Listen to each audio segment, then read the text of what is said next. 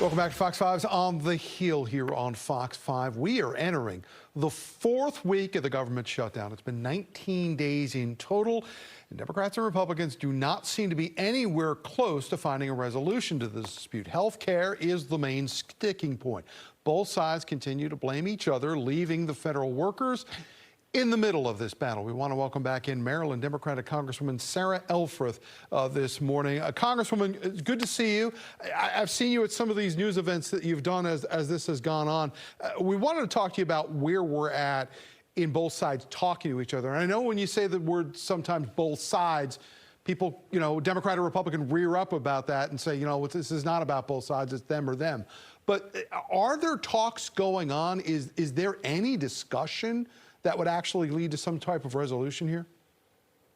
Unfortunately, Tom, not on the House side. As you probably know, Speaker Johnson sent us home, over a month ago, and we are now scattered across the country. I fortunately live, right down the street from Washington, so I am there 3 days a week, trying to talk to my Republican colleagues who have shown up to do their jobs in Washington, but we can't possibly reach a bipartisan budget deal, which the American people expect of us.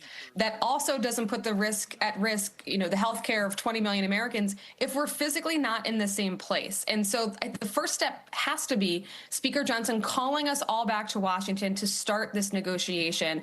That's what the American people expect of us, and that's what I plan to do.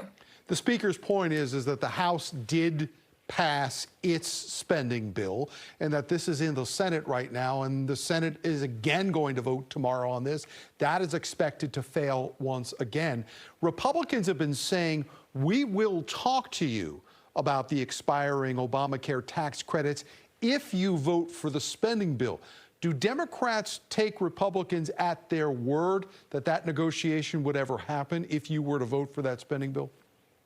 It's really hard to believe, Tom. I'm an optimistic person by nature. I couldn't be in this business or line of work if I weren't an optimist. But at the same time, we have known that these tax credits are expiring at the end of this year for quite a while. And we knew we were running out of money on September 30th since March. We should have gotten down to these negotiations over the summertime. Instead, and this is a number that should shock everybody at home, of the last 100 days, the House has only been in session 19. Can you imagine showing up to work, Tom, for 19 days of the last 100 days and still getting paid? This is nonsense. It's foolishness, and the Speaker needs to call us back.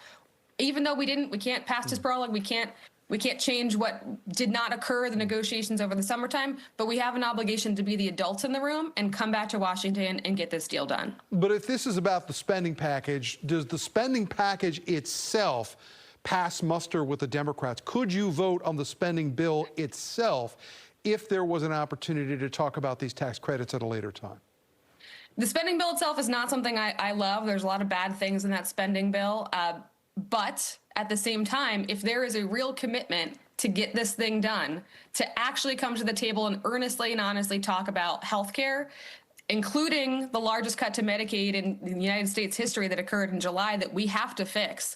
We are trying to prevent really bad things from happening. We're trying to prevent the fact that many Americans received a notice of their premiums increasing, in many cases skyrocketingly, on January 1st. It will be too late to negotiate those tax credits in December. We have to come back to Washington now. All right, we want to talk more about the impact on the federal workforce throughout D.C., Maryland, and Virginia. Coming up after the break, she's Congresswoman Sarah Elfreth. She's joining us here on Fox 5's On the Hill.